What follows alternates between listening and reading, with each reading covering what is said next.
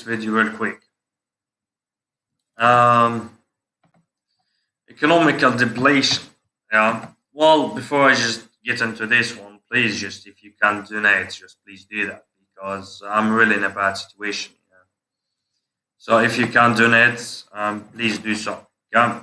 Here we go. Economical depletion tactics. Well, this is the second time I make this video, so let me tell you something. I'm just trying to. I will try to, explain that the best as I can.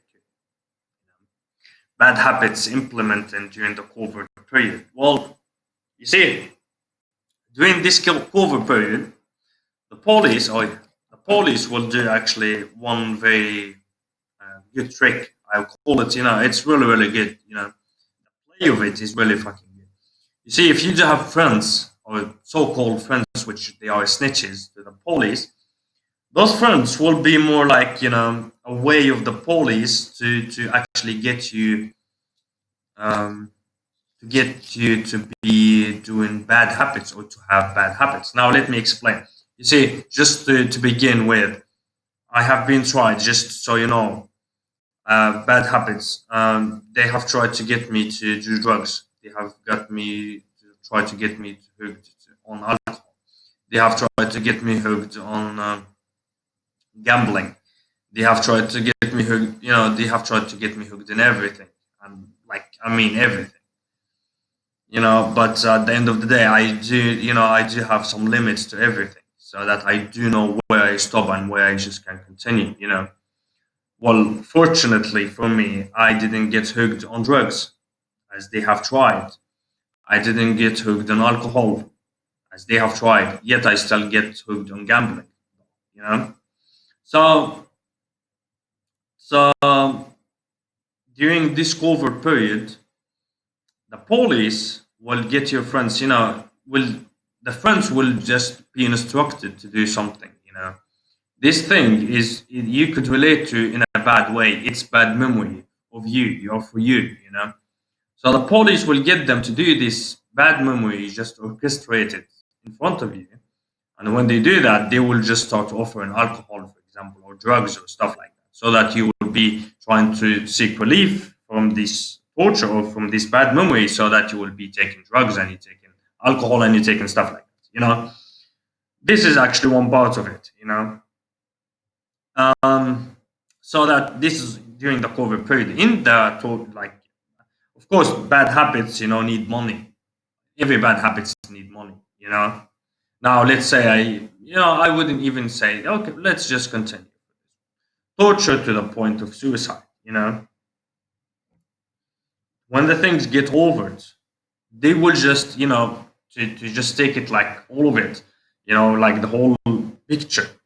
They will torture the person to the point of suicide from the morning to night. They will just keep torturing the person. And when that happened, of course they have all the information of you. They go to the emotional control, which is when they torture you to the point of suicide. You know what makes you happy and what makes you sad. So they will try to play with that. That things that makes you happy will be more that of the things that needs money. You know, of the things that you will have to spend money for it. So they will try change that. That's what's called emotional control. If I just went outside and just played football, I would be happy.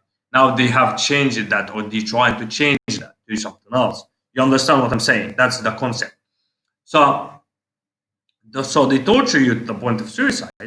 They have your emotional control, and then they try to put you through this bad economical situation. Now, you see, when you're being tortured to the point of suicide, you will just not thinking about money, because you just, imagine just someone waking up in the morning having his life shit, at night he's shit, morning shit, night at shit. He just cannot think about money, cannot function, survive as normal human being just walking outside. You know, so what they do, they will just, try to always put you through a bad economical situation. For me, for example, they have put me through some bad economical situation with the government, because now I do have to take money from the government to survive. Basically, you understand? So that's a debt. So that's burying me alive, basically, so that this money I have to return back to the country, which is I don't have a job because they cut me off the work. So that when I even start working, if I even got the opportunity to start working, I will be having to pay the debt to the government, you know, which will make me, busy for the next 10 years, maybe, paying debt, you know. That's how they bury the person alive, you know. When they do that, when they put you through this bad economical situation, they torture you to the point of suicide, you have the emotional control, they will start, the person will start making mistakes, you know. Matter of fact, at some point, they actually just torture me so horrifically. And when I do something that will impact me bad economically, they will just stop torturing.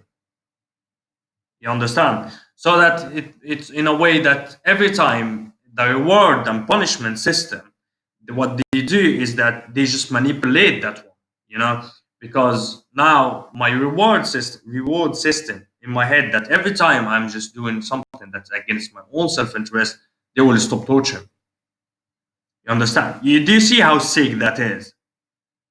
Do you really see how sick that is? That's the government, that's the police, which is supposed to be protecting our rights. It's it's the same people that are just destroying us. That's the police and that's the fucking government. You see this? You see how it works. Anyways, so when the person starts makes mistake, making mistakes, um, the mistakes will usually be something the laptop is breaking or gets broken, something economically just being sabotaged, stuff like that. That's the mistakes that usually happens. Now, if I'm saying like seeking relief of the torture, well, when the person is just dysfunctional, the person will be more like, trying to just, get some freedom or just get some air, breathe, just, you know what I'm saying. So the person will be start seeking relief of the torture. Now, some people, it depends on your personality. As I said before, they actually got me hooked on gambling. So that's the one that they actually were good at it. They couldn't, thanks God, they couldn't get me hooked on drugs, and they couldn't get me hooked on alcohol, because these two they fuck up the mind. You know? Which, thanks God, I still have my own mind. You know, so they couldn't get me hooked on those two, but they got me hooked on gambling and cigarettes. At least in this the past 6 months, because before this, all the torture like gets over, I didn't do cigarettes. So seeking relief of the torture, as I said, it's just trying to mess with my own reward and punishment system. Every time I'm just doing something against my own self-interest. So if I do gamble, they will just keep torturing me through the whole day, and when I gamble, they just stop the torture. You know, if I do take a cigarette, they will just give me 5 minutes break. Stuff like that. It's really really sick if you do know that how they implement these torture tactics. Really really sick. Electronic sabotaging, well, this is the way to just deplete you more economically by just destroying your PC, or just, get you angry, like in severe anger if you're holding a PC, so that you will have to throw up or throw the PC on the ground and it just break. Sometimes they got one person to actually break my phone on purpose, to just sabotage me, sabotage my own things, to make me pay money for it, either to repair or to buy a new one, so that I'm losing money. You know, when I get a car, and if I do rent a car sometime and just have to drive here from this place to that place, you know what the motherfuckers does? They just get the, they do things that is very horrific that could actually lead to my death. But I have to survive, and when I surviving, there's always something happens to the car, which makes me pay more money. You understand what I'm saying? You understand? They actually really, really sick fucking people. Like really, really sick. Really sick. I just can't explain how sick this could be. Sabotaging of properties, to be honest, nobody have entered my house. You see, I'm even more honest than these fucking pricks of the fucking police. Nobody have entered any place that I have been to so far since I traveled outside Norway. Nobody have entered my own house or a place that I have been at, and to sabotage or to do something like that. But I hear it from others that they does that, But for my own case, for my own situation, they never happened. It never happened.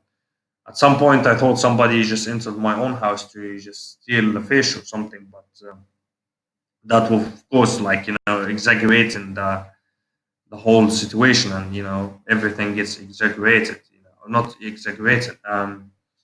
When things gets heavy on your head, and you just start to be more sensitized. Yeah, sensitized. I was more sensitized. You know, at that point or that time. So the covert murder recipe. Now, put the person through a bad economical situation. Well, it's actually to murder the person step by step. Is firstly put him through a very bad economical situation, deprive the person of his basic human rights, as everybody else. They just even walk free on the streets, torture family members of in front of the person. It's really really horrific. I will hold this against them for life, basically. You know, for torturing family members in front of my eyes. But in a legal way. I will always do the fucking legal way. So we will see how the legal way we get the fucking bastards. So we will see. Humiliation, degradation. They actually did humiliate and degrade me to very bad points, basically. Use electromagnetic torture. Electromagnetic torture could range from microwave energy weapons, infrasound, V2K, remote neural monitoring, microwave, you fucking name it. My body has been used as a instrument of fucking torture, or just, I just can't explain that in English. It's when somebody uses my body as a way, as to keep torture. So they actually torture me so horrifically. I just don't know how to explain that. They tortured me horrifically by all, these weapons. Got the person of work, well, to stop the person making money or external interference with life, or in life. Got the person of relationships. Of course, they cannot get the person to have a relationship because that's really really bad for them. Really really bad. They have to actually cut the person from every form of life. Death threat the person. Well, if you talk about this, we will kill you. Well, I don't give a fucking bitches, because I got death threat too many times. So to the point that, yeah, well, you know what? I don't give a fuck, basically. You know. Try to induce dependency. As I said, after all of this torture, they will try to get you to do drugs, to get you dependent on drugs, on sex and gambling, alcohol. Yeah, well, at some point, I was like, really hooked on sex and gambling, but never got hooked on drugs and alcohol. So, um, at some point, they tried to get me to just have a hooker and stuff like that. But thanks God, I just I'm decent to a good point so far. Gambling, well, this is a really bad habit for me, so that I had to just close every gambling account that I do have, so that I have to get over this one too. But it was a way to deplete me economically. Hold the person mentally ill to cover up for the whole fucking torture, for all of this fucking torture. Just say this person is mentally ill. That's it. Now let me just give you one information that I actually did read about today. Or I read about it before, but I didn't focus too much. You see, when this UN reporter on torture, Nelson Melzer, when he started to talk about this cyber torture, the Norwegian government just withdrew $100,000 from him, because he said that yeah, there is people gets exposed to this and that. So well, I hope that the whole world will see them that really who they are when they torture someone and murder people covertly. You know? So yeah, that's it for me today. And please, guys, if you do can donate anything, just do that because I'm in a really really bad situation. Yeah, well, have a good day.